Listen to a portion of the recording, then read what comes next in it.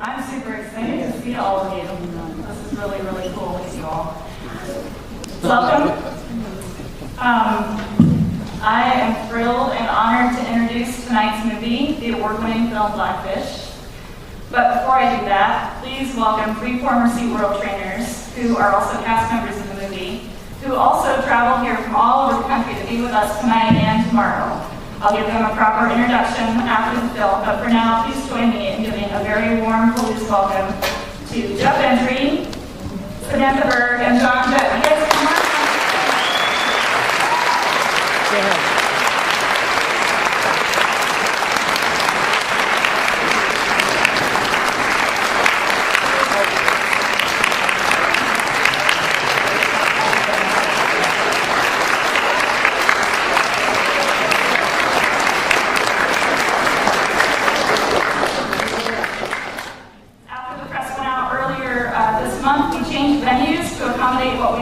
Might be a larger audience for tomorrow, and seeing the turnout tonight, I think that might have been a good idea. So here are the details for what's happening tomorrow, so that everybody's up to speed. And I think there are flyers up in the lobby as well. So tomorrow morning there's a workshop panel discussion from 9:30 to 11:30 in the U of I School of Law courtroom. Okay, and there's a map up in the lobby as well. There are going to be 3 topics. The first is endangered orca, endangered salmon, the Idaho connection. The second is the role of captive wildlife in conservation. And the third is the Blackfish effect and activism. And then tomorrow afternoon from 12:30 to 1:30, there's a research seminar presented by the former trainers called Captive Killer Whale Survival and Health Effects, Science and Informing Activism. It will be from 12:30 to 1:30. All right? So, sit back and let me give you a 10-minute story about how I came to Blackfish, why I'm introducing it, and why it warrants a panel discussion and workshop at a major university. My name is Rachel Clark, and I'm a science writer. But back in 1993, I was a biology major on the East Coast. During my senior year, I was accepted to work as an intern at the National Aquarium in Baltimore. For an entire semester, I got to work with the dolphins, belugas, and their trainers. At the time, I thought I was one of the luckiest girls in the world. There was one day when I was leaving the big show auditorium to go back to my dorm room across town, and a beluga was swimming alongside me in the tank as I walked by. I stopped, turned to face the whale. She faced me head on, as if I were looking in a mirror. I tilted my head. She tilted hers. I waved. She waved back. I nodded my head. She nodded hers. I twirled in a circle. She did the same thing. She was dancing with me in perfect synchrony, the white whale. And I was 20 years old, young enough to feel the joy and amazement, but also young enough to walk away because I was late for dinner. That was 21 years ago, and that beluga whale has been living in a tank ever since. Only a few months later, I came out to the West Coast to take a biology course at the Friday Harbor Marine Lab on San Juan Island. And one day, on a whim, my friends and I rode out our bikes out to Limekiln Point on the west side of the island. Rumor had it that you could see the wild killer whales from shore. We scrambled down to the rocky edge and looked out over Hero Strait. And way out there they were, wild orca. At least a dozen of them herding fish. Then something magical happened. They came alongside shore and swam right by us. One, a large male, came so close that I could smell his breath. He didn't stop. He didn't turn to face me. He didn't wave or spin in a circle. He swam right by, living his life alongside his family, a family he swims with to this day. And in that life-changing, humbling moment, I knew the truth of the white whale. She had danced with me for one reason only. She didn't have access to her own life. I walked away again, but this time I went home devoted to writing about the natural world and human impacts on it. And somewhere during those early years as a science writer, the idea came to me for a novel about killer whales, a native elder, a teenage girl, and the state of our world. But I ignored it.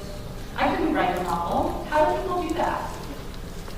Instead, I kept covering covering science and the environment, and in short order, my husband Chris Caudill and I moved west so he could study how Pacific Northwest dams impact salmon populations. Salmon, as it happens, are the primary food source of the endangered southern resident killer whales of Puget Sound, the same whales I saw when I was on Limekiln Point. We'll talk more about them in tomorrow's workshop. Meanwhile, I kept writing about climate change, the impact of toxins on breast cancer risk, ecology and invasive species, hummingbirds and worms, wildfires across the West, and more about the impacts of climate change on everything. Fast forward to 2012. It's mid-August. I'm in the Moscow Public Library. And there is this book on the new shelf, Death at SeaWorld. You can buy it from the people in the lobby if they make it tonight, after the movie. I almost couldn't pick that book up. My thought was, oh man, I need to read this book. But oh man, I don't know if I want to read this book. I was afraid it would make me cry. I took it home, and it did a lot more than that. Once again, a life-changing truth, this time from a black and white whale we call Tilikum, tapped something in me that was ancient and human. Something like solidarity, something like fellowship, something like outrage. 2 weeks later, the day my boys went back to school, I sat down and wrote the first draft of that novel I mentioned in less than 3 months. You see, the story David Kirby tells in Death at SeaWorld is based on the same story you're about to witness in Blackfish. In a way, both the book and the movie, like all the best examples of investigative journalism, managed to declassify information that SeaWorld wanted to keep hidden. When I first heard about Blackfish, it was on its way to Sundance in early 2013. Then Magnolia picked it up. Then it went to CNN, where it debuted almost exactly 1 year ago today. Its ratings skyrocketed, and everything changed. And everything is still changing. Because here's the thing. I knew when I read Death at SeaWorld that it was about much more than killer whale captivity. At that time, here's what I wrote in my blog at Psychology Today. I knew this book was also about our society, how it's structured, and the systems we have in place that allow and even encourage brutalization of animals, women, indigenous people, and the earth. And the same thing is true for Blackfish. This movie taps into something very big in our world right now. It brings home in a visceral, accessible way the very real, very disturbing dysfunction of capitalism when corporate systems fail to account for natural systems, and which the world is now confronting as a crisis. Climate change is the biggest, most dangerous symptom of all. So, as a science writer who's covered human impacts on the environment for 20 years, I'm paying close attention to Blackfish. Right now, only a year after its release, it's triggered a flood of healthy, positive change. Things happen to people who learn this story. It's like an alarm bell clanging. All hands on deck, all hands on deck. It all began with Gabriella Copperthwaite, a mom who'd taken her kids to SeaWorld. When a trainer was brutally killed by a killer whale in 2010, she wanted to know why. Along with another disturbed reporter, Tim Zimmerman, who wrote the story in Outside Magazine, Gabriella made the movie you're about to see. But the film wouldn't exist without the grit and courage of former SeaWorld trainers you'll get to know in the movie. They'll share more in the Q&A afterwards, and please come to the panel workshop tomorrow. John, Jeff, and Sam are now part of the Voice of the Orcas organization and website, and they are also central characters in the Death at SeaWorld book. And if you want to, they'll sign your copy. Meanwhile, because of tens of thousands of people who jumped on deck after seeing Blackfish, we now have a law on the table that, if passed, will end captivity of killer whales in California. Other states are following suit. We have a rising tide of people linking the fate of the endangered killer whales of Puget Sound to the health of salmon populations across the Pacific Northwest. And the University of Idaho workshop tomorrow will help inspire solutions. We have a global effort to empty the tanks and aquariums around the world. It is now illegal to hold marine mammals in captivity in India, Croatia, Hungary, Chile, and Costa Rica. And in the single year since Blackfish was released, SeaWorld stocks have nosedived. As of this summer, it's considered junk.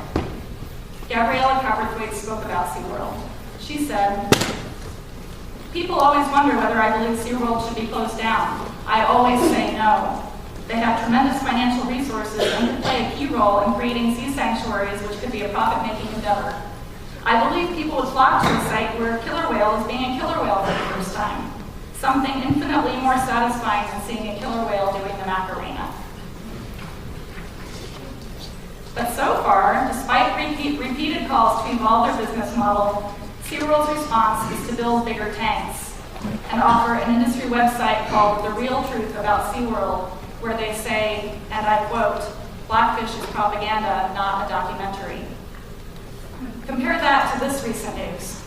The National Aquarium in Baltimore, where I once danced with a white whale more than 20 years ago, now plans to retire its captive dolphins to a seaside sanctuary, the first ever in the United States, because, they said, of what scientists have learned about these profoundly social and intelligent animals. The National Aquarium in Baltimore is a nonprofit institution. All this has become so recognized by the media that it's now called the Blackfish effect. And we're only 1 year in. So take note. You are here tonight, and now you're a part of something bigger than any single one of us. Because the Blackfish effect may be about whales in captivity on the surface, but it is also about something much bigger. It's a gateway to overhauling the system that's putting all life on Earth at risk. And it's proving just how fast we can make change for the good of all. Change that's crucial for human hope in an era when so much has to change so quickly. All hands on deck. Finally, let me leave you with a few words from Gabriella Cowperthwaite, the movie-making mom behind Blackfish. I hope you like the film. I don't know if it will change the way you feel about animals in entertainment parks. I didn't intend for it to do so. I just wanted to tell the real story. And I trust that once audiences are armed with the truth, they will make the best decisions for themselves and their families. So now, with gratitude for the foresight, excitement, and support of all the many individuals who made this happen, the Kenworthy, book people, and especially John, Jett Ventre, and Samantha Berg, Chris Caudill, Misty Amarena, Lizette Waits, Linda Keisha, and those at the Moscow Food Co-op and the University of Idaho's Department of Fish and Wildlife Sciences, I give you Blackfish.